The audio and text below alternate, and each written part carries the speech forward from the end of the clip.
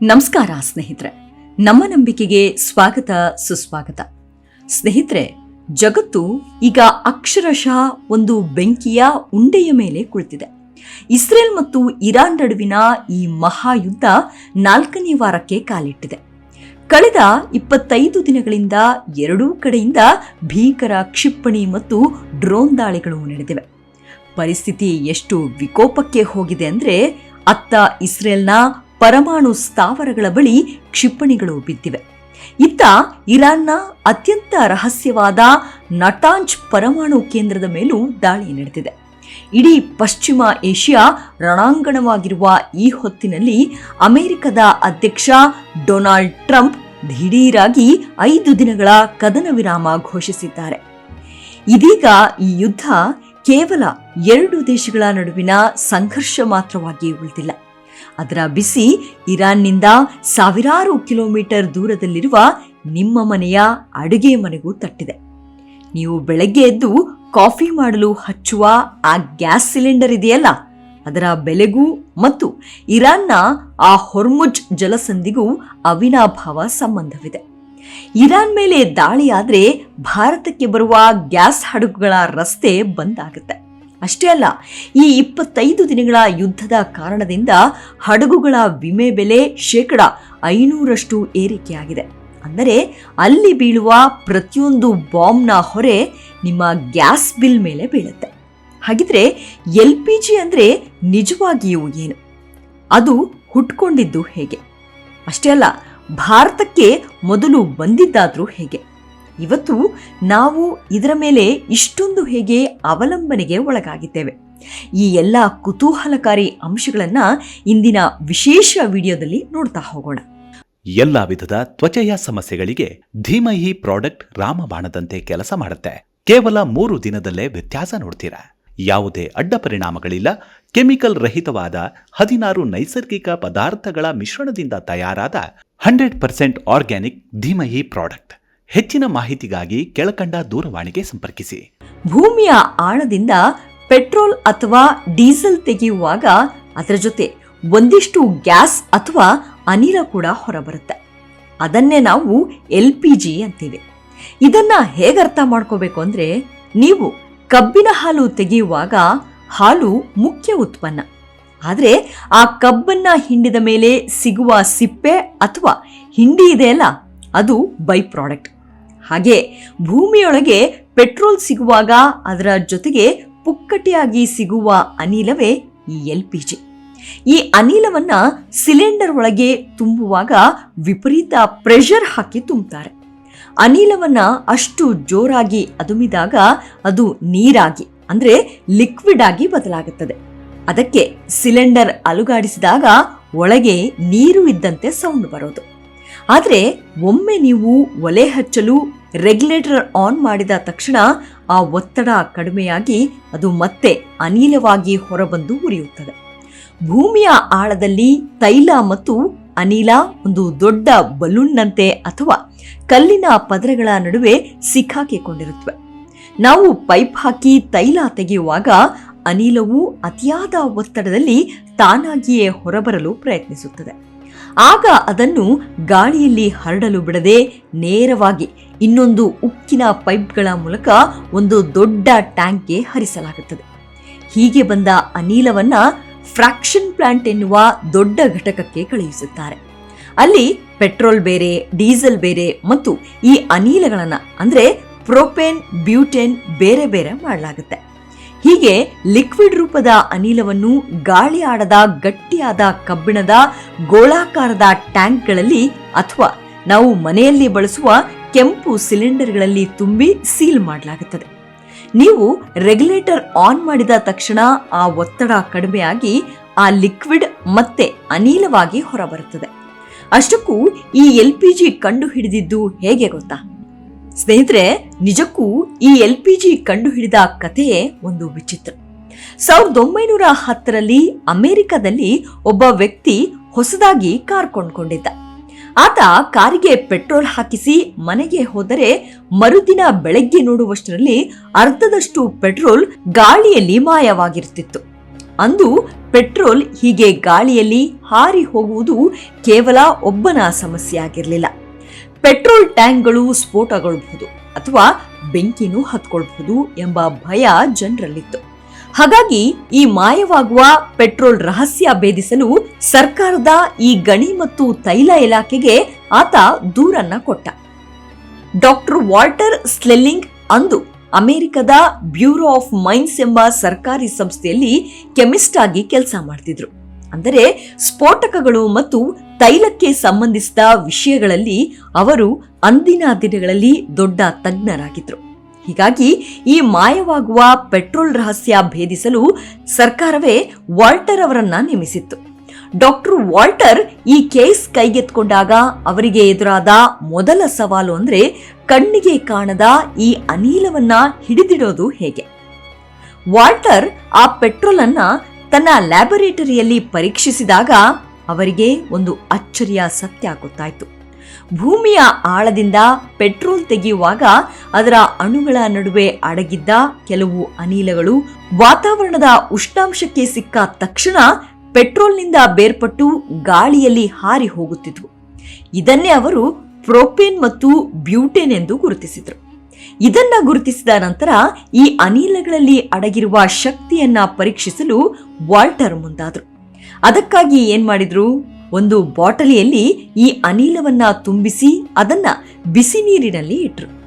ಆಗ ಆ ಬಾಟಲಿಯ ಮುಚ್ಚಳ ಭೀಕರವಾಗಿ ಸಿಡಿದು ಹೋಯಿತು. ಅಂದೇ ವಾಲ್ಟರ್ಗೆ ಅರ್ಥವಾಗಿದ್ದು ಏನೆಂದ್ರೆ, ಗಾಳಿಯಲ್ಲಿ ವ್ಯರ್ಥವಾಗಿ ಹಾರಿ ಹೋಗುವ ಈ ಅನಿಲದಲ್ಲಿ ಅಸಾಧಾರಣವಾದ ಇಂಧನದ ಶಕ್ತಿ ಇದೆ ಅಂತ. ಇದನ್ನ ಸರಿಯಾಗಿ ಬಳಸಿಕೊಂಡರೆ ಮನುಷ್ಯನ ಇಡೀ ಇಂಧನ ವ್ಯವಸ್ಥೆಯನ್ನೇ ಬದಲಿಸಬಹುದು ಎಂಬ ಕ್ರಾಂತಿಕಾರಿ ಐಡಿಯಾ ಅವರಿಗೆ ಹೊಳೆಯಿತು. ಅಂದು ಅವರ ತಲೆಯಲ್ಲಿ ಇದ್ದದ್ದು ಇದೊಂದು ಪೋರ್ಟಬಲ್ ಪವರ್. ಅಂದರೆ ಗಾಳಿಯಲ್ಲಿ ಹಾರಿ ಹೋಗುತ್ತಿದ್ದ ಕಸವನ್ನ ಹಿಡಿದು ಅದನ್ನ ಒಂದು ಡಬ್ಬದಲ್ಲಿ ತುಂಬಿಸಿ ಎಲ್ಲಿ ಬೇಕಾದರೂ ತೆಗೆದುಕೊಂಡು ಹೋಗಿ ಬೆಂಕಿಯಾಗಿ ಬಳಸಬಹುದು ಎಂಬುದು ಅವರ ಮೊದಲ ಆಲೋಚನೆಯಾಗಿತ್ತು. ಅಲ್ಲದೆ 1910ರ ಕಾಲದಲ್ಲಿ ಅಮೆರಿಕದ ಹಳ್ಳಿಗಳಲ್ಲಿ ಕರೆಂಟ್ ಇರಲಿಲ್ಲ. ಜನರು ಮನೆ ಬೆಳಗಿಸಲು ಸೀಮೆ ಎಣ್ಣೆ ಅಥವಾ ಕಲ್ಲಿದ್ದಲು ನಂಬಿಕೊಂಡಿದ್ರು. ಬಾಟಲಿ ಸಿಡಿದಾಗ ವಾಲ್ಟರ್ಗೆ ಅರ್ಥವಾಗಿದ್ದು ಏನಂದ್ರೆ, ಈ ಅನಿಲ ಅಷ್ಟು ಸುಲಭವಾಗಿ ಹತ್ತಿಕೊಳ್ಳುತ್ತೆ ಅಂದಮೇಲೆ ಇದನ್ನ ನಿಯಂತ್ರಿಸಿ ಒಂದು ಸಣ್ಣ ಪೈಪ್ ಮೂಲಕ ಹೊರಬಿಟ್ಟರೆ ಅದರಿಂದ ದೀಪ ಉರಿಸಬಹುದು ಅಂತ ಆತನಿಗೆ ಅನಿಸಿತ್ತು. ಈಗ ವಾಲ್ಟರ್ ಮುಂದೆ ಇದ್ದ ದೊಡ್ಡ ಕೆಲಸ ಅಂದ್ರೆ ಈ ಗಾಳಿಯನ್ನ ಪಾರ್ಸಲ್ ಮಾಡಿ ಮನೆ ಮನೆಗೆ ತಲುಪಿಸುವುದು. ಆಗ ಅವರು ಒಂದು ಅದ್ಭುತ ಕೆಲಸ ಮಾಡಿದ್ರು. ಅನಿಲವನ್ನ ಹಿಡಿದು ಅದಕ್ಕೆ ಅತಿಯಾದ ಒತ್ತಡ ಅಂದ್ರೆ ಪ್ರೆಷರ್ ನೀಡಲು ಶುರು ಮಾಡಿದ್ರು. ಇದನ್ನ ಅರ್ಥ ಮಾಡಿಕೊಳ್ಳಲು ಒಂದು ದೊಡ್ಡ ಹತ್ತಿಯ ಮೂಟೆಯನ್ನ ನೆನಪಿಸಿಕೊಳ್ಳಿ. ಒಂದು ದೊಡ್ಡ ಚೀಲದಷ್ಟು ಹತ್ತಿಯನ್ನ ನೀವು ಕೈಯಿಂದ ಜೋರಾಗಿ ಅದುಮಿದರೆ ಅದು ನಿಮ್ಮ ಅಂಗೈಯಷ್ಟು ಸಣ್ಣದಾಗತ್ತೆ ಅಲ್ವಾ? ಹಾಗೆ ವಾಲ್ಟರ್ ಒಂದು ದೊಡ್ಡ ಕೋಣೆಯಷ್ಟು ತುಂಬಿದ್ದ ಅನಿಲವನ್ನ ಸಣ್ಣ ಬಾಟಲಿ ಒಳಗೆ ಹಾಕಿ ವಿಪರೀತವಾಗಿ ಅದುಮಿದ್ರು. ಆ ಅನಿಲದ ಕಣಗಳು ಎಷ್ಟು ಉಸಿರುಗಟ್ಟಿದ್ವು ಅಂದ್ರೆ ಅವುಗಳಿಗೆ ಇನ್ನು ಗಾಳಿಯಾಗಿ ಓಡಾಡಲು ಜಾಗವೇ ಉಳಿಯಲಿಲ್ಲ. ಆಗ ಆ ಅನಿಲ ಸೋತು ನೀರು ಅಥವಾ ದ್ರವವಾಗಿ ಅಂದ್ರೆ ಲಿಕ್ವಿಡ್ ಆಗಿ ಬದಲಾಯಿತು. ಇದನ್ನೇ ಅವರು LPG ಅಂದ್ರೆ ಲಿಕ್ವಿಫೈಡ್ ಪೆಟ್ರೋಲಿಯಂ ಗ್ಯಾಸ್ ಅಂದರೆ ಧ್ರುವೀಕೃತ ಪೆಟ್ರೋಲಿಯಂ ಅನಿಲ ಅಂತ ಕರೆದ್ರು. ವಾಲ್ಟರ್ ಈ ಅನಿಲವನ್ನ ಲಿಕ್ವಿಡ್ ರೂಪಕ್ಕೆ ತಂದ ಮೇಲೆ ಅದು ಸೌದೆಗಿಂತ 10 ಪಟ್ಟು ಹೆಚ್ಚು ಶಾಖ ನೀಡುತ್ತೆ ಮತ್ತು ಯಾವುದೇ ಹೊಗೆ ಇಲ್ಲದೆ ಉರಿಯುತ್ತೆ ಅನ್ನೋದನ್ನ ಗಮನಿಸಿದ್ರು. ಆಗ ಇದನ್ನ ಕೇವಲ ದೀಪ ಉರಿಸಬಹುದು ಎನ್ನುವುದಕ್ಕಿಂತಲೂ ಒಲೆ ಹೊತ್ತಿಸಬಹುದು ಅಂತ ಅವರಿಗೆ ಅನಿಸ್ತು. ಅಂದಿನ ಕಾಲದಲ್ಲಿ ಅಡಿಗೆ ಮಾಡುವುದು ಮಹಿಳೆಯರಿಗೆ ಒಂದು ದೊಡ್ಡ ಹಿಂಸೆಯಾಗಿತ್ತು. ಆಗ ವಾಲ್ಟರ್ಗೆ ಅನಿಸಿದ್ದು, ಈ ದ್ರವ ಬೆಂಕಿಯನ್ನ ಯಾಕೆ ಅಡುಗೆ ಮನೆಗೆ ಬಳಸಬಾರ್ದು ಅಂತ. ಅಂದ್ರೆ ಮೊದಲು ಬೆಳಕು ನೀಡಲು ತಯಾರಾದ ಈ ಇಂಧನ ಅದರ ಅತಿ ಹೆಚ್ಚು ಶಾಖ ನೀಡುವ ಗುಣದಿಂದಾಗಿ ಕೊನೆಗೆ ಅಡುಗೆ ಮನೆಯ ರಾಣಿಯಾಯಿತು. ಹಾಗಾಗಿ ವಾಲ್ಟರ್ಗೆ ಮೊದಲು ಅನಿಸಿದ್ದು ಇದು ಕೇವಲ ಒಂದು ಶಕ್ತಿಯ ಮೂಲ ಅಂತ. ಅದು ಅಡುಗೆಯೋ ಬೆಳಕೋ ಅಥವಾ ಯಂತ್ರವೋ ಒಟ್ಟಿನಲ್ಲಿ ವ್ಯರ್ಥವಾಗುವ ಗಾಳಿಯನ್ನ ಕೆಲಸಕ್ಕೆ ಬರುವ ಇಂಧನವನ್ನಾಗಿ ಮಾಡುವುದು ಅವರ ಮೊದಲ ಗುರಿಯಾಗಿತ್ತು. ಸ್ನೇಹಿತರೆ, 1912ರ ಮೇ ತಿಂಗಳಲ್ಲಿ ಒಂದು ರೋಚಕ ಇತಿಹಾಸ ಸೃಷ್ಟಿಯಾಯಿತು. ಡಾಕ್ಟರ್ ವಾಲ್ಟರ್ ಮೊಟ್ಟ ಮೊದಲ ಬಾರಿಗೆ ಅಮೆರಿಕದ ಪೆನ್ಸಿಲ್ವೇನಿಯಾದಲ್ಲಿರುವ ಜಾನ್ ಗೆಬೆಲ್ ಎಂಬುವರ ಮನೆಗೆ ಈ ಲಿಕ್ವಿಫೈಡ್ ಗ್ಯಾಸ್ ಅನ್ನ ತಲುಪಿಸಿದ್ರು. ವಾಲ್ಟರ್ ಅಂದು ಜಾನ್ ಗೆಬೆಲ್ ಮನೆಗೆ ಇವತ್ತಿನ ತರಹದ ಹಗುರವಾದ ಸಿಲಿಂಡರ್ ತೆಗೆದುಕೊಂಡು ಹೋಗಿರಲಿಲ್ಲ. ಅದು ಅಕ್ಷರಶಃ ಒಂದು ದೊಡ್ಡ ಉಕ್ಕಿನ ಕೊಳುವೆಯಂತಿದ್ದ ಭಾರೀ ತೂಕದ ಡಬ್ಬ. ಅದನ್ನ ಎತ್ತಲು 2 ವ್ಯಕ್ತಿಗಳು ಬೇಕಾಗಿದ್ರು. ನೋಡಿ, ಒಂದು ದೊಡ್ಡ ಕೋಣೆಯಷ್ಟು ತುಂಬಿರುವ ಅನಿಲವನ್ನು ನೀವು ಅದುಮಿ ಸಣ್ಣ ಬಾಟಲಿಗೆ ತುಂಬಿಸಬೇಕು ಅಂದ್ರೆ ಅಲ್ಲಿ ಪ್ರಚಂಡ ಒತ್ತಡ ಅಂದ್ರೆ ಪ್ರೆಷರ್ ಇರುತ್ತೆ. ಅಂಥ ಒತ್ತಡ ತಡೆದುಕೊಳ್ಳುವ ಶಕ್ತಿ ಗಾಜಿಗಿರೋದಿಲ್ಲ. ಗಾಜು ಎಷ್ಟೇ ದಪ್ಪವಾಗಿದ್ರೂ ಈ ಒಳಗಿನ ಒತ್ತಡವನ್ನು ತಡೆಯುವ ಶಕ್ತಿ ಅದಕ್ಕಿಲ್ಲ. ವಾಲ್ಟರ್ ಮೊದಲೇ ಪರೀಕ್ಷೆ ಮಾಡುವಾಗ ಗಾಜಿನ ಬಾಟಲಿಯ ಮುಚ್ಚಳ ಸಿಡಿದು ಹೋಗಿದ್ದನ್ನ ನೋಡಿದ್ರು. ಹಾಗಾಗಿ ಈ ಅಡಗಿರುವ ಭೂತವನ್ನ ಹಿಡಿದಿಡಲು ಗಟ್ಟಿಯಾದ ಉಕ್ಕು ಬೇಕೇ ಬೇಕಿತ್ತು. ಇನ್ನು ಇವತ್ತಿನ ತರಹದ ಸುಲಭವಾಗಿ ಆನ್ ಮಾಡುವ ರೆಗ್ಯುಲೇಟರ್ ಅಥವಾ ನೋಬ್ ಕೂಡ ಅಂದು ಇರಲಿಲ್ಲ. ಒಂದು ಸಣ್ಣ ಸ್ಕ್ರೂ ಅನ್ನು ತಿರುಗಿಸುವ ಮೂಲಕ ಅನಿಲವನ್ನ ಹೊರಬಿಡಲಾಗ್ತಿತ್ತು. ಅದಕ್ಕಿಂತ ದೊಡ್ಡ ಆಶ್ಚರ್ಯ ಅಂದ್ರೆ ಆಗ ಗ್ಯಾಸ್ ಸ್ಟವ್ ಕೂಡ ಇರಲಿಲ್ಲ. ವಾಲ್ಟರ್ಗೆ ಅಂದು ಲೋಹ ಕತ್ತರಿಸಲು ಬಳಸುತ್ತಿದ್ದ ಒಂದು ಸಣ್ಣ ಬರ್ನರ್ ಅನ್ನೇ ಅಡುಗೆ ಮಾಡಲು ಬಳಸಿದ್ರು. ವಾಲ್ಟರ್ ಆ ಸಣ್ಣ ಸ್ಕ್ರೂ ತಿರುಗಿಸಿ ಬೆಂಕಿ ಹಚ್ಚಿದ ತಕ್ಷಣ ಅಲ್ಲಿಯವರೆಗೆ ಸೌದೆ ಮತ್ತು ಕಲ್ಲಿದ್ದಲು ಮಸಿಯನ್ನೇ ನೋಡಿದ್ದ ಆ ಕುಟುಂಬಕ್ಕೆ ಆಶ್ಚರ್ಯವೋ ಆಶ್ಚರ್ಯ. ಯಾಕೆಂದ್ರೆ ಅಲ್ಲಿ ಯಾವುದೇ ಹೊಗೆ ಇರಲಿಲ್ಲ, ಕಣ್ಣು ಸುಡುವ ವಾಸನೆ ಇರಲಿಲ್ಲ. ಕೇವಲ ಒಂದು ನೀಲಿ ಬಣ್ಣದ ಜ್ವಾಲೆ ಪುಟಿದೇಳುತ್ತಿತ್ತು. ಜಾನ್ ಗೆಬೆಲ್ ಅವರ ಪತ್ನಿ ಆ ಬರ್ನರ್ ಮೇಲೆ ಒಂದು ಪಾತ್ರೆ ನೀರಿಟ್ರು. ಸೌದೆ ಒಲೆಯಲ್ಲಿ ಅರ್ಧ ಗಂಟೆ ಆದರೂ ಕಾಯದ ನೀರು ಈ ದ್ರವ ಬೆಂಕಿಯಲ್ಲಿ ಕೇವಲ 5 ನಿಮಿಷಕ್ಕೆ ಕುದಿಯಲು ಶುರು ಮಾಡಿತ್ತು. ಇಡೀ ಕುಟುಂಬಕ್ಕೆ ಇದು ಅಕ್ಷರಶಃ ಒಂದು ಪವಾಡದಂತೆ ಕಂಡಿತ್ತು. ಅಂದು ಆ ನೀಲಿ ಜ್ವಾಲೆಯನ್ನ ನೋಡಿದ ವಾಲ್ಟರ್ಗೆ ಒಂದು ಸತ್ಯ ಅರ್ಥವಾಯಿತು. ಗಾಳಿಯಲ್ಲಿ ವ್ಯರ್ಥವಾಗಿ ಹಾರಿ ಹೋಗ್ತಿದ್ದ ಈ ಅನಿಲ ಮನುಷ್ಯನ ಅಡುಗೆ ಮನೆಯ ಅತಿ ದೊಡ್ಡ ಶಕ್ತಿ ಆಗಬಲ್ಲದು ಅಂತ ಆತ ಅರ್ಥ ಮಾಡಿಕೊಂಡ. 1912ರಲ್ಲಿ ನಡೆದ ಈ ಒಂದು ಪುಟ್ಟ ಪ್ರಯೋಗ ಮುಂದಿನ ಕೆಲವೇ ವರ್ಷಗಳಲ್ಲಿ ಅಮೆರಿಕದಾದ್ಯಂತ ಕಾಳ್ಗಿಚ್ಚಿದಂತೆ ಹರಡಿತ್ತು. 1920ರ ವೇಳೆಗೆ ಹಗುರವಾದ ಸಿಲಿಂಡರ್ಗಳು ಮತ್ತು ಇವತ್ತಿನ ತರಹದ ಗ್ಯಾಸ್ ಸ್ಟವ್ಗಳು ಮಾರುಕಟ್ಟೆಗೆ ಬರಲು ಶುರುವಾದವು. ಅಮೆರಿಕದಲ್ಲಿ ಯಶಸ್ವಿಯಾದ ಈ ಸಿಲಿಂಡರ್ ಕ್ರಾಂತಿ 1930 ಮತ್ತು 40ರ ದಶಕದ ವೇಳೆಗೆ ಯುರೋಪ್ ಮತ್ತು ಅರಬ್ ದೇಶಗಳಿಗೂ ಹರಡಿತ್ತು. 1955ರ ಹೊತ್ತಿಗೆ ಇದು ಭಾರತಕ್ಕೂ ಕಾಲಿಡ್ತು. ಮೊದಲು ಭಾರತದಲ್ಲಿ ಸಿಲಿಂಡರ್ ಮನೆಗೆ ತರೋದು ಅಂದ್ರೆ ಒಂದು ಬಾಂಬ್ ಅನ್ನ ಮನೆಗೆ ತಂದಂತೆ ಅಂತ ಭಾವಿಸಿ ಜನ ಹಿಂಜರಿತಾ ಇದ್ರು. ಕ್ರಮೇಣ ಜನ ಅದಕ್ಕೆ ಒಗ್ಗಿಕೊಂಡ್ರು. ಭೂಮಿಯ ಆಳದಲ್ಲಿ ಪೆಟ್ರೋಲ್ ಜೊತೆಗೆ ಸಿಗುವ ಈ ಅನಿಲವನ್ನ ಸುಮ್ಮನೆ ಗಾಳಿಯಲ್ಲಿ ಸುಡುವ ಬದಲು ಅದನ್ನ ಬಾಟಲಿಯಲ್ಲಿ ತುಂಬಿಸಿ ಮಾರಾಟ ಮಾಡುವುದು ಒಂದು ದೊಡ್ಡ ಉದ್ಯಮವಾಗಿ ಬೆಳೆಯಿತು. ಮತ್ತು ಸೌದಿ ಅರೇಬಿಯಾದಂತಹ ದೇಶಗಳು ಜಗತ್ತಿನ ಅಡುಗೆ ಮನೆಯ ದೀಪಗಳಾಗಿ ಬದಲಾಗಿವೆ. ಅಲ್ಲಿ ಯುದ್ಧವಾದರೆ ನಿಮ್ಮ ಅಡುಗೆ ಮನೆಯ ಆ ನೀಲಿ ಜ್ವಾಲೆ ಆರಿ ಹೋಗುತ್ತೆ ಅನ್ನೋ ಭಯ ಇವತ್ತು ಇಡೀ ಜಗತ್ತನ್ನ ಕಾಡ್ತಿದೆ.